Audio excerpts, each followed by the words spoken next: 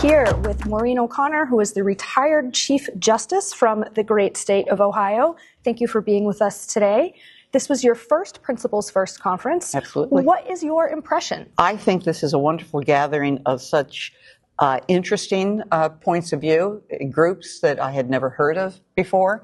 And now that I've gotten their literature and spoken to some of their representatives, it's amazing to me the grassroots efforts that are coalescing in this country.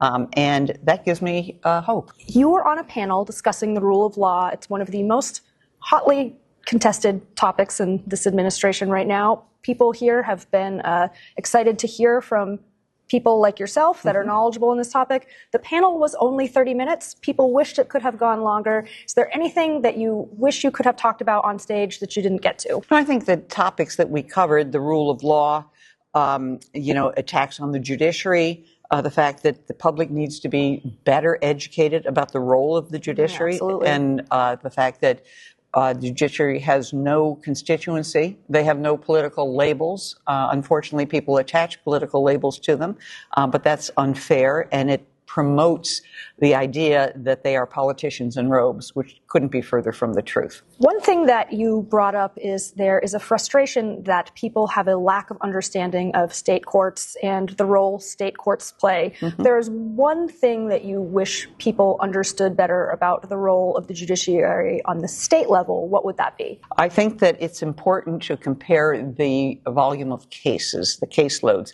The federal court, which gets most of the attention from the press, and it's certainly the Supreme Court decisions, United States Supreme Court decisions, and rightfully so. But the federal apparatus, the federal judiciary, handles about 4% of the cases that are filed in this country, and the 96% are filed in the state courts, and they have nothing to do with the federal courts. And of course, the Supreme Court of each state is then the last stop for those cases in most instances, unless there's a U.S. constitutional issue. So the volume of work the state court judges do, from the trial to the appellate to the Supreme Court, is misunderstood and therefore underappreciated. But the most important decisions that people have made in their lives and most important topics that have to be decided for them. Think about it. People come to court not because they want to, but because they can't solve their own problems and they need a neutral arbiter. And that can be a judge and jury, or it could be just a judge.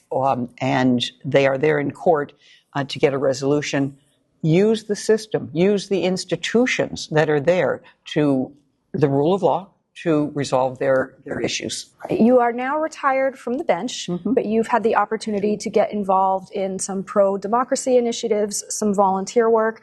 Based on the work that you've done in those groups, what gives you hope for the future? I think that I'm hopeful for the future because our institutions have withstood attack over the last 250 years. It has been a bumpy ride.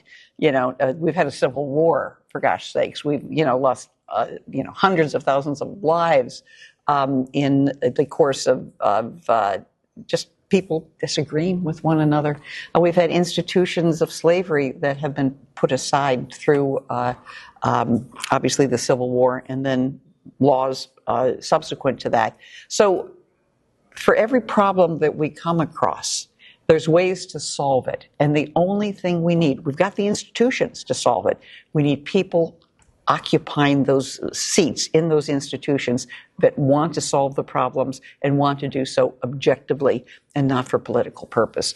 And I'm hopeful that our institutions will withstand, like they've done for 250 years, withstand, the current climate and be both effective and return to maybe their prominence at some point, and hopefully soon. All right, Maureen O'Connor, thank you very much. You're welcome.